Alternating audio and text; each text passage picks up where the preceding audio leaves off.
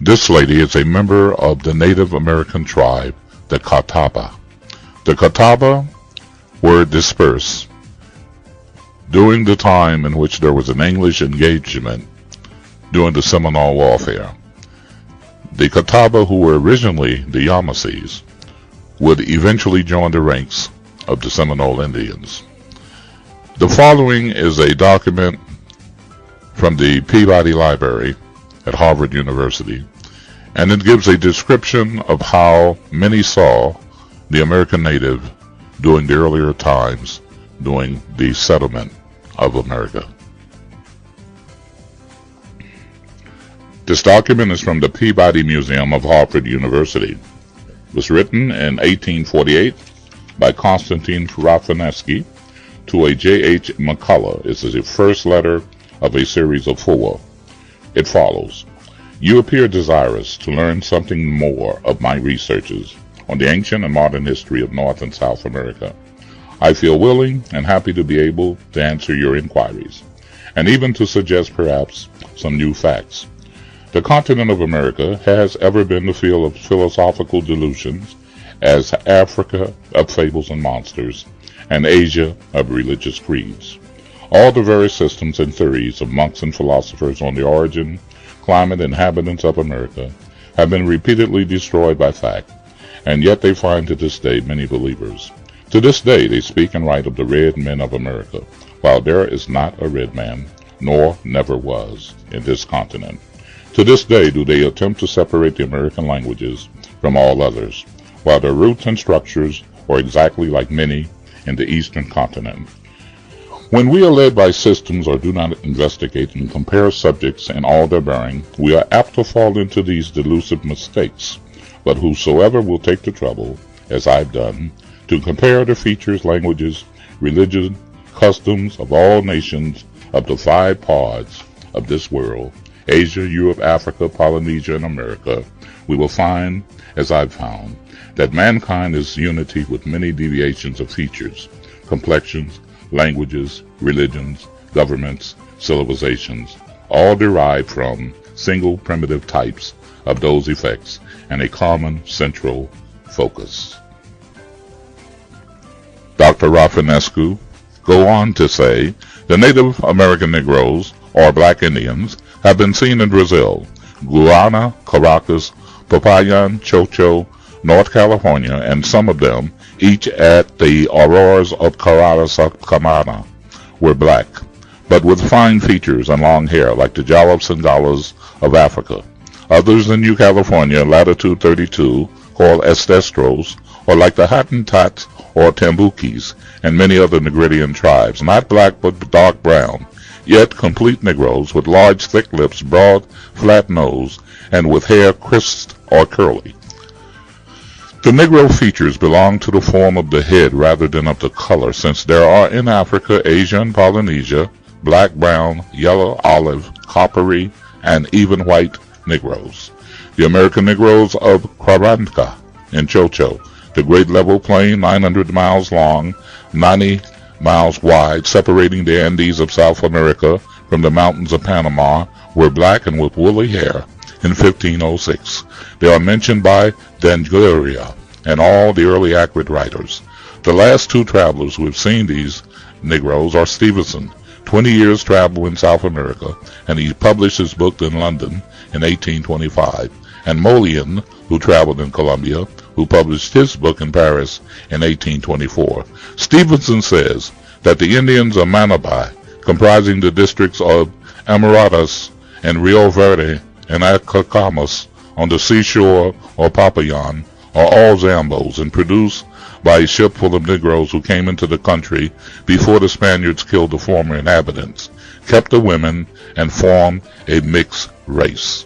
They are tall of blackish color, with soft curly hair, large eyes, flat noses, thick lips, while the true Zambos, or modern offspring of Indians and Negroes, are of a deep copper color, with thick hair, not curled, small eyes, sharp noses, and small lips. Thus the great divisions of mankind in regard to their complexion were found in America previous to the modern colonialization. These three races have erroneously been called white, red, and black, to which I have proposed to substitute the term of pale, tawny, and dark, which describe them completely. Although it is not the color, but rather the features which distinguish them, the geographical corresponding appellations of Caucasian, Amalian, and Negredian races may be equally objectionable, as well as the traditional names of Japhetian, Semitic, and Ammonian races, because they are based upon theoretical origins. Whatever be their names, although once very distinct and probably the three primitive deviations of mankind, they have since, like their primitive languages, become so much entangled, intermixed, and changed, so as to have assumed many other shades: white, whitish, rose, ruddy, tawny, brown, brownish, blackish, black, ebony, and etc. A similar confusion and intermixture has occurred with language, which have split from primitive stock into mother tongue, dead Holy Written, and spoken languages, dialects, and subdialects. Thus, in this course of time, producing all the immense varieties of speech that have existed, or do yet exist, all of which can, however, be traced to each other by comparative philosophy, deeply searched in spite of theories and the apparent confusion of diversity and difficulty, written in May of 1828 by Konstantin Rafinesky.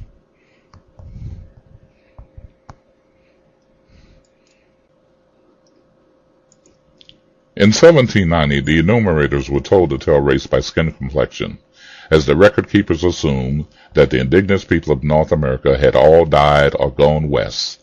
There had to be a category for these people that were left over. The category of convenience was free mulatto. Slightly more careful record keeping used the alternative term free persons of color when classifying. As land on the eastern shores were taken from the indigenous people of North America, the statute of free persons of color changed to colored in the 1800s. Also, in those census records, census takers were told to list Mexicans or Hispanics as white. Through racism and land theft, the darker-skinned people were presumed to be enslaved African. Looking at the historical records of Europeans and their descriptions unveiled the fraud of this perception. In 1619, John Brown, the first English explorer, described the color of the people. When he landed on the eastern shore of America in Jamestown, Virginia, he described Powhatan, the Algonquin chief he had encountered, to look more like a devil, he states, with some 200 or more men as black as himself.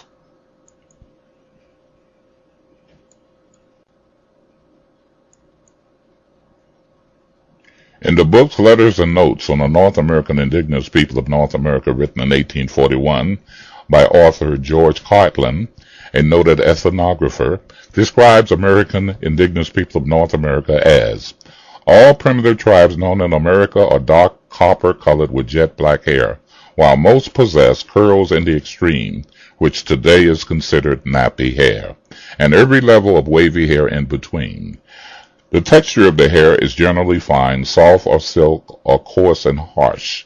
Catlin also noted the hair of the men falling down to the hams and sometimes to the ground is divided into plaits or slabs 2 inches wide and filled with a profusion of glue and earth, which becomes very hard and remains unchanged from year to year. Today, this form of hair is called locks. You can obtain a more legible copy of these documents by going to my channel page, J.C. Smith Jr., and clicking on Ancient Black Americans.